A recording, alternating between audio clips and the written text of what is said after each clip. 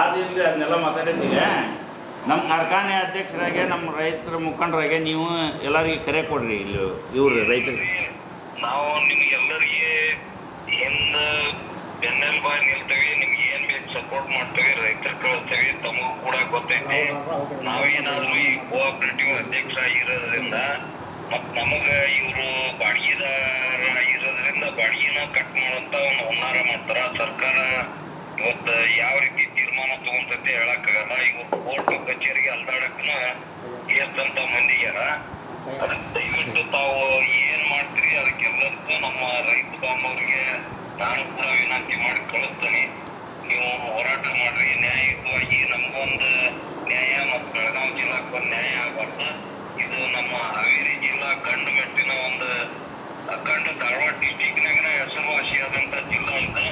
ಅದಕ್ಕೆ ರೈತರು ಏನು ಅನ್ನೋದನ್ನ ಈಗ ಬಂದ್ ಮಾಡಿದಾಗ ಇವತ್ತು ರೈತರು ಏನಾಗ್ಯಾರ ಅಂದ್ರೆ ಪ್ರತಿಯೊಬ್ಬರು ಕಬ್ಬು ಹೊಡ್ಯಾಕ ಮುಗಿ ಬೆಳಕತ್ತಾರ ಹೊರತು ಈ ಕಾರ್ಖಾನೆ ದರದ ಬಗ್ಗೆ ಚಿಂತನೆ ಮಾಡುವಲ್ರು. ಕಟಾವ್ ದರ ಇವತ್ತು 800ರಿಂದ 1000 ಮಟ ಈಗಾಗಲೇ ಕಟಾವ್ ಮಾಡಕತ್ತಾರ.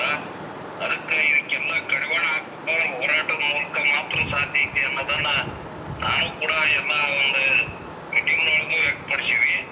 ಅದಕ್ಕೆ ತಾವು ಏನು ಮಾಡ್ತೀರಿ ಅದಕ್ಕೆ ನಾವು ಬೆನ್ನೆಲುಬಾಗಿ ನಿಲ್ತೇವೆ ಅಂತೇಳಿ ನಾನು ಕೂಡ ತಮ್ಗೆ ಆಶ್ವಾಸನೆಯನ್ನು ಕೊಡ್ತಾ ಇದ್ದೀನಿ. ಧನ್ಯವಾದಗಳು. ಏನಂದ್ರೆ ಅವರು ರೈತ ಪ್ರತಿನಿಧಿ, ಫ್ಯಾಕ್ಟ್ರಿ ಪ್ರತಿನಿಧಿ ಅಲ್ಲ.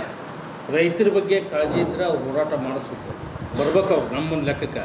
ಯಾಕಂದ್ರೆ ರೈತರು ಷೇರ್ದಾರ್ ಓಟ್ ಹಾಕಿ ಅವ್ರನ್ನ ಆಯ್ಕೆ ಮಾಡಿರ್ತಾರೆ, ಯಾರು ಆ ಫ್ಯಾಕ್ಟ್ರಿ ಅವ್ರಿಗೆ ಓಟ್ ಹಾಕಿರೋಂಗಿಲ್ಲ ಅವ್ರಿಗೆ.